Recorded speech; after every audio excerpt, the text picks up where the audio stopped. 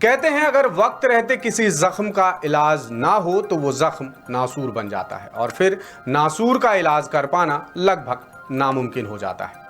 मध्य प्रदेश लोक सेवा आयोग यानी एमपीपीएससी के 87-13% फॉर्मूले का 13% होल्ड रिजल्ट का मामला अब ऐसा ही नासूर बन चुका है जिसका इलाज करने में हाई कोर्ट भी कामयाब नहीं हो पाया। लिहाजा अब यह मामला सुप्रीम कोर्ट पहुंच चुका है। इसी के साथ द सूत्र एक बार फिर 100% सटीक साबित हुआ। हमने हाल ही में बता दिया था कि हाई कोर्ट में 13% होल्ड रिजल्ट को लेकर जो याचिका लगी है उसमें बुधवार यानी 31 जुलाई को कोई फैसला हो पाना बेहद मुश्किल नजर आ रहा है और हुआ भी वही। आज शाम को हाई कोर्ट की डबल बेंच में सुनवाई के दौरान मामला आगे बढ़ा दिया गया। डबल बेंच ने साफ कहा कि हमारे हाथ बंधे हुए हैं। अब मामले की सुनवाई सुप्रीम कोर्ट में की जाएगी और वहां से मिले निर्देशों के बाद ही हाई कोर्ट कुछ कर पाएगा। आखिर कैसे नासूर बन गया 13% होल्ड रिजल्ट का मामला और आगे क्या बन रही हैं संभावनाएं, बता रहे हैं इंदौर से हमारे विशेष संवाददाता संजय गुप्ता। 87-13 फॉर्मूला मध्य प्रदेश लोक सेवा आयोग एवं अन्य प्रतियोगी परीक्षाओं के अभ्यर्थियों के ऊपर एक अघोषित अन्याय है। मानसिक, आर्थिक, सामाजिक दबाव का सामना करना पड़ रहा है। अभ्यर्थी पेपर देने के पहले ही भयावह हो जाता है और डर जाता है। जी हां, एमपीपीएससी का 87-13% फॉर्मूला वाकई प्रदेश के हजारों युवाओं के लिए एक बुरा सपना बन चुका है।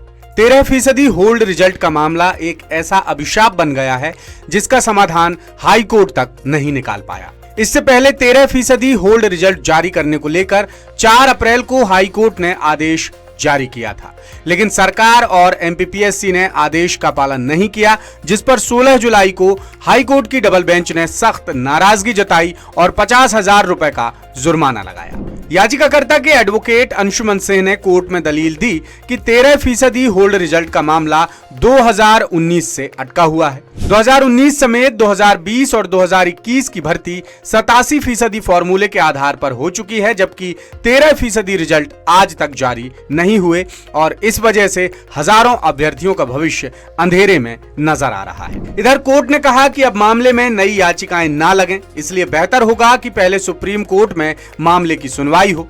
दरअसल एमपीपीएससी भी लगातार कह रहा है कि 13% रिजल्ट की सूची अगर जारी की गई तो नई याचिकाएं लगनी शुरू हो जाएंगी, क्योंकि अभी तक ये साफ नहीं हुआ है कि 13% पद अनारक्षित वर्ग के पक्ष में जाएंगे या फिर ये पद ओबीसी वर्ग को मिलेंगे और मामले की डोर अब सुप्रीम कोर्ट के हाथ में चली गई है। लिहाजा सवाल उठता है कि आखिर ऐसा कौन सा पैंच फंस रहा है जिसकी वजह से 13% रिजल्ट का मामला इतना पेचीदा होता जा रहा है। द सूत्र की पड़ताल में पता चला कि सारा पैंच ओबीसी आरक्षण की वजह से फंस रहा है। कांग्रेस सरकार के कार्यकाल में ओबीसी आरक्षण 14% से बढ़ाकर 27% करने पर कोर्ट में पहले से ही कई याचिकाएं लगी हैं, जिस वजह से 13% होल्ड रिजल्ट की याचिका को भी उन्हीं याचिकाओं के साथ लिंक कर दिया गया है। हाई कोर्ट में इस केस को 38वें नंबर पर लिस्ट किया गया था, जिसमें कुल 88 याचिकाएं लिंक हैं। अब ऐसा नहीं है कि हाई कोर्ट ने 13% होल्ड रिजल्ट का मामला सुलझाने की कोशिश नहीं की। कोर्ट अब तक सरकार और आयोग को 2 अहम आदेश दे चुका है। पहला आदेश 4 अप्रैल को दिया गया था, जिसमें 13% होल्ड रिजल्ट की सूची और 87% कैटेगरी में चयनित 13% कैटेगरी के उम्मीदवारों की जानकारी देने को कहा गया था, लेकिन इस आदेश का पालन नहीं हुआ। फिर दूसरा आदेश 16 जुलाई को जारी हुआ और उस आदेश का भी कोई असर नहीं हुआ। अब ओबीसी आरक्षण का पेंच फंस गया, जिसकी सुनवाई फिलहाल सुप्रीम कोर्ट में चल रही है। इसी का हवाला देकर मध्य प्रदेश सरकार 2019 से मामले को लटकाती चली आ रही है, जिसका सीधा खामियाजा हजारों उम्मीदवारों को उठाना पड़ रहा है। जानकार कहते हैं कि 87-13% फॉर्मूला युवाओं के साथ अघोषित अन्याय है। जिन भी अभ्यर्थियों का परिणाम रुका हुआ है, वर्षों से परीक्षा में सफल होने के बाद भी अंतिम चयन में अपना नाम जानने के लिए उन्हें इंतजार करना पड़ रहा है। मानसिक, आर्थिक, सामाजिक दबाव का सामना करना पड़ रहा है और कहीं ना कहीं वह भविष्य में किस दिशा में जाएं उस तरफ बढ़ने से फॉर्मूला रोकता है।